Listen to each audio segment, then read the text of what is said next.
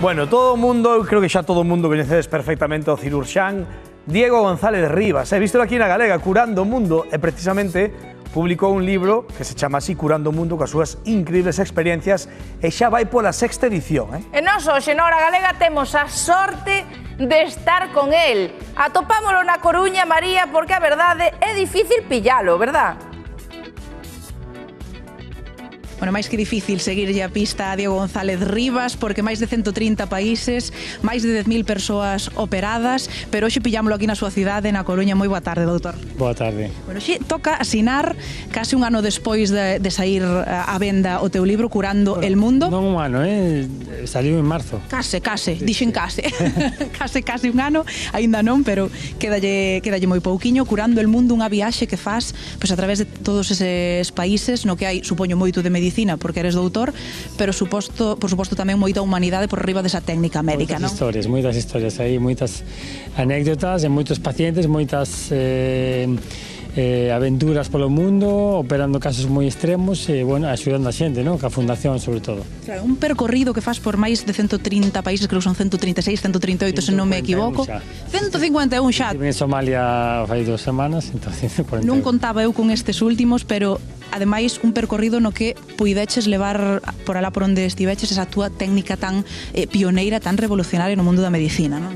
Sí, a verdade é que son moitos anos xa, e desde fai 2, 3 anos que a Fundación estamos podendo materializalo dunha forma máis ordenada, levando pois, a esperanza a moitos países. Claro, países que imagino que non teñen a realidade que nós coñecemos normalmente. Cal foi o caso máis duro, o que che tocou enfrontarte nesa viaxe? Tedes que ler o libro para descubrir esos casos, ¿no? Como a nena do Congo que tiña unha chave de 2 anos no pulmón, ou en Tanzania unha rapaza que levaba clavada unha costela desde facía 15 anos. Bueno, son cousas surrealistas que se ven en África, sobre todo en Sudamérica, e que aquí son ciencia ficción, ¿no?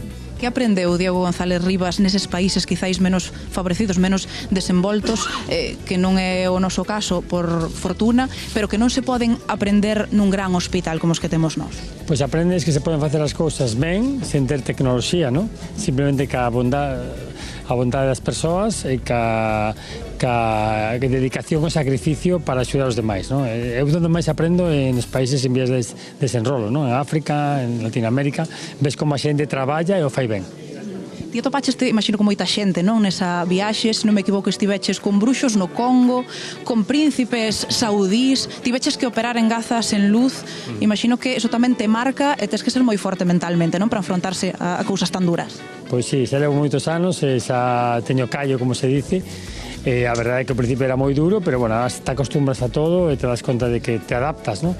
E desenrollas como habilidades especiais que nunca imaginaches que poderas ter. É unha fortaleza que nunca pensastes, ¿no? Hasta que te ves en situacións extremas e de repente te das conta que se pode sobrevivir e seguir adiante, ¿no? Sexta edición xa do libro, todo un éxito. Séptima, penso que séptima, apunto ya séptima, así que non. Xa lle tiramos unha máis. Estás contento, non? Moi contento, moi contento. Bueno, xa para rematar, Diego, que non che quero quitar máis tempo, haberá máis lugares nese mapa de Diego González Rivas para marcar? Vai seguir percorrendo e curando o mundo? Vamos a Afganistán en febrero, a Etiopía en marzo, a Liberia, bueno, moitos países, non? E xa estamos pensando no seguinte libro que veredes o ano que ven. Así que estaremos esperando con moitas ganas. Moitísimas grazas, Diego, por estar hoxe con nós no Hora Galega. Deixote libre xa e, como se adoita dicir, que siga esa viaxe.